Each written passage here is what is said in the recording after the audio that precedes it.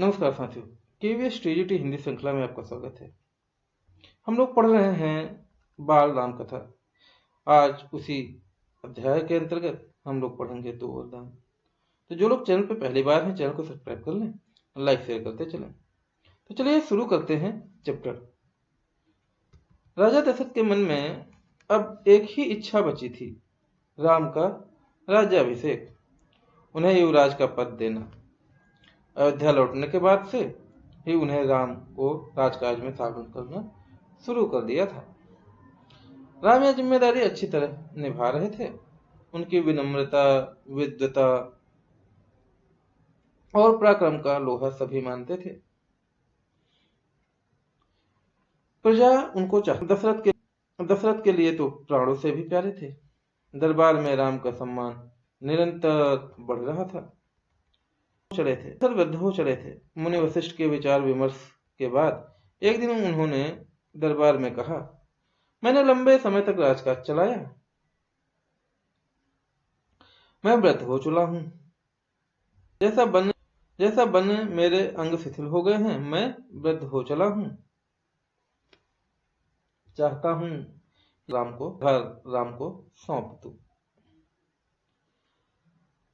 अगर आप सब सहमत हो तो राम को युवराज का पद दे दिया जाए। अगर आपकी राय इससे भिन्न है तो मैं उस पर भी विचार करने को तैयार हूं। सभी ने राजा दशरथ के प्रस्ताव का स्वागत किया। राम की जय जयकार होने लगी। दशरथ थोड़ी देर सुनते रहे, संतोष के साथ। उन्होंने कहा, शुभ काम में देरी नहीं होनी चाहिए। मेरी इच्छा है कि राम का राज्याभिषेक कल सुबह कर दिया जाए। यह समाचार पलक झपकते पूरे नगर में फैल गया। हर जगह बस यही चर्चा थी कि राज्याभिषेक की तैयारियां शुरू हो गई। भरत और शत्रुघ्न उस समय अयोध्या में नहीं थे। वो अपने नाना केकयराज के यहाँ गए हुए थे। नाना का नाम याद रखिएगा, केकयराज। भरत जब भी अयोध्या लौटने की बात करते, नाना उन्हें रोक लेते। भरत को अयोध्या की घटनाओं की सूचना नहीं थी। उन्हें अपने पिता के निर्णय के संबंध में नहीं पता था। यह जानकारी भी नहीं थी कि अगले दिन राम का राज्याभिषेक होने वाला है। केकय से एक दिन में भरत और शत्रुघ्न का आना संभव नहीं था।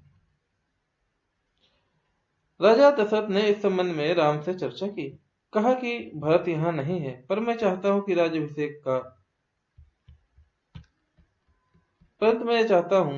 राज्याभिषेक का कार्यक्रम न रोका जाए। उन्होंने राम से कहा, जनता ने तुम्हें अपना राजा चुना है। तुम राजधर्म का पालन करना, तुम कुल की मर्यादा की रक्षा अब तुम्हारे हाथ में है। राज्याभिषेक की तैयारियां रानी कैकेयी की दासी ने भी देखी, मंथरा ने। शुरू में उसे इस चहल पहल का कारण समझ नहीं आया। उसने इसे कोई नया अनुष्ठान समझा। इतनी रौनक, ऐसी सजावट, ऐसा कुछ अन्य अनुष्ठानों में नहीं देखा था। उसे अचंभा हुआ। फिर उसने रानी कौशल्या की दासी से पूछा। उसे तब पता चला कि कल राम का राज्याभिषेक होने वाला है। यह उत्सव उसी के लिए है। मंथरा जल भुन गई। राम का राज्याभिषेक उसे षड्यंत्र लगा, कैकेयी के विरुद्ध। वह कैकेयी की दासी थी बचपन से। कैकेयी का हित उसके लिए सर्वोपरि था। मंथरा उसे अपना हित मानती थी। वह कैकेयी की मुंह लगी थी। रानी कैकेयी भी उसे बहुत मानती थी। क्रोध से आग बबूला मंथरा राजनिवास की ओर भागी, सीधे कैकेयी के कक्ष में। वह हाँफ रही थी। क्रोध से चेहरा लाल था। के कारण सांस उखड़ रही थी। रानी कैकेयी देखा। किसी तरह स्वयं को संभालते हुए मंथरा ने कहा, अरे मेरी मूर्ख रानी, उठ, भयानक विपत्ति आने वाली है। यह समय सोने का नहीं है, होश में आओ। विपत्ति का पहाड़ टूटे इससे पहले जाग जाओ। रानी कैकेयी नींद से चौंक कर उठी। उन्हें मंथरा की बात समझ नहीं आई। बात क्या है? तुम इतना घबराई क्यों हो? सब कुशल तो है? उन्होंने पूछा। कैसा कुशल, कैसा मंगल? सब अमंगल होने वाला है। तुम्हारे सुखों का अंत। महाराज दशरथ ने कल राम का राज्याभिषेक करने का निर्णय लिया है। अब राम हमारे युवराज होंगे। यह तो बहुत शुभ समाचार है। कैकेयी ने प्रसन्नता से अपने गले का हार उतारकर मंथरा को दे दिया। मैं बहुत प्रसन्न हूँ। राम युवराज पद के लिए हर योग्य है। रानी, तुम्हारी बुद्धि फिर गई है, मत मारी गई है। सवाल राम की योग्यता का नहीं है, राजा दशरथ के षड्यंत्र का है, तुम्हारे अधिकार छीनने का है। मंत्रा ने हार को दूर फेंकते हुए कहा, यह षड्यंत्र सुबह राज क्या कल सुबह राज्यभिषेक है। भरत को जानबूझकर ननिहाल भेज दिया, बुलाया तक समारोह के लिए बुलाया तक नहीं। कैकई का स्वर उग्र हो गया। उन्होंने मंथरा को डांटते हुए कहा, राम के प्रति मेरी अगाध स्नेह है, वह मुझे माँ के समान मानते हैं। तुझे इसमें षड्यंत्र दिखाई देता है? इसमें षड्यंत्र नहीं है। राम के बाद भरत ही राजा बनेंगे। राज सर्वदा ज्येष्ठ पुत्र को ही मिलता है। मंथरा पर इस फटकार का कोई प्रभाव नहीं हुआ। उसके लिए यह दशरथ का षड्यंत्र था। वह रानी कैकई के पलंग पर बैठ गए, उसके बहुत निकट। कैकई के चेहरे को देखते हुए कहा, तुम बहुत भोली हो, नादान हो, तुम्हें आसन्न संकट नहीं दिखता। दुख की जगह प्रसन्नता होती है। इस बुद्धि पर किसी को भी तरस आएगा। समझो रानी, राम राजा बने तो तुम कौशल्या की दासी बन जाओगी। भरत राम के दास हो जाएंगे, वह राजा नहीं बनेंगे। राम के बाद अगला राजा राम का पुत्र होगा। अनर्थ को अर्थ समझने की मूर्खता मत करो। रानी, राम को राज मिला तो वे भरत को देश से निकाला दे देंगे। वे भरत को दंड देंगे। इस तिरस्कार से भरत की रक्षा करो। रानी, कोई ऐसा उपाय करो कि राजगद्दी भरत को मिले और राम को जंगल भेज दिया जाए। कैकई पर मंत्रा की बातों का असर होने लगा। उसका सिर चकरा गया। वह पलंग से उठी तो पांव सीधे नहीं पड़े।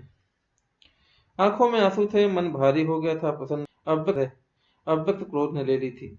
मंथरा के तर्कों में उन्हें सच्चाई दिखने लगी। तुम्हें बताऊं मैं क्या करूं? कैकई ने आंसू पोंछते हुए मंथरा से कहा।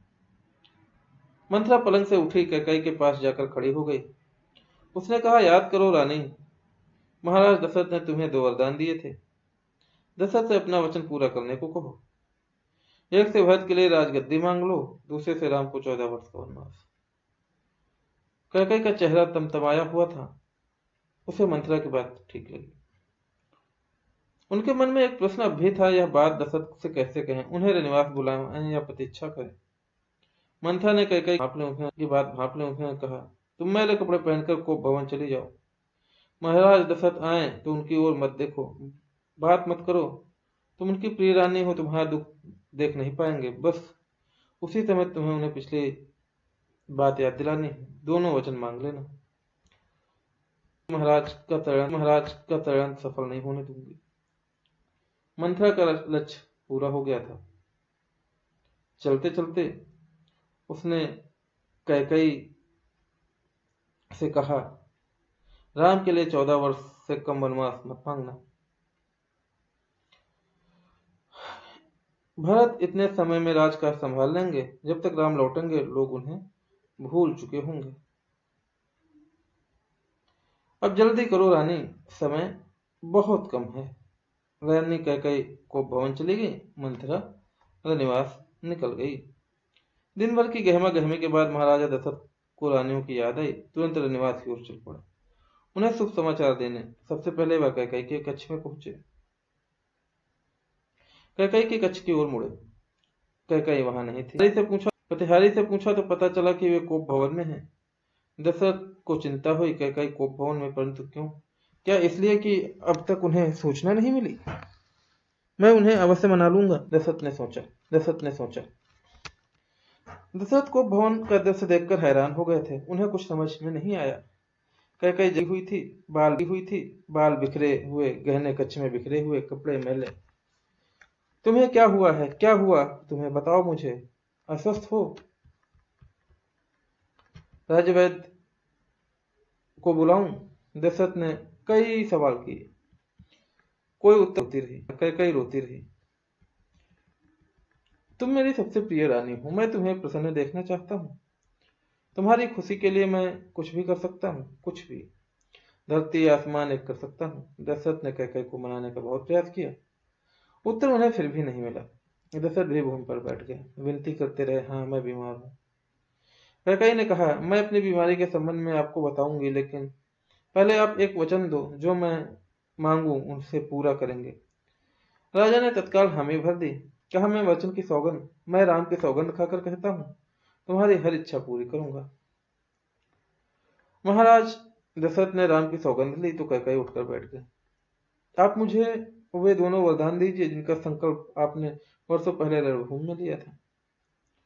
महाराज दशरथ ने हामी भरी। कल सुबह राज्याभिषेक भरत का हो, राम का नहीं, कैकेयी ने कहा। दशरथ भौचक रह गए। उन पर वज्रपात सा हुआ। थोड़ा रुककर कैकेयी बोली, राम को 14 वर्ष का वनवास हो। दशरथ का चेहरा सफेद पड़ गया। अवाक रह गए, सिर चकराने लगा, वे मूर्छित होकर गिर पड़े। कुछ देर में राजा को होश आया। कैकेयी की ओर देखा, बड़े कातर भाव से बोले, यह तुम क्या कह रही हो? मुझे विश्वास नहीं होता कि मैंने सही सुना है। कैकेयी अड़ी रही।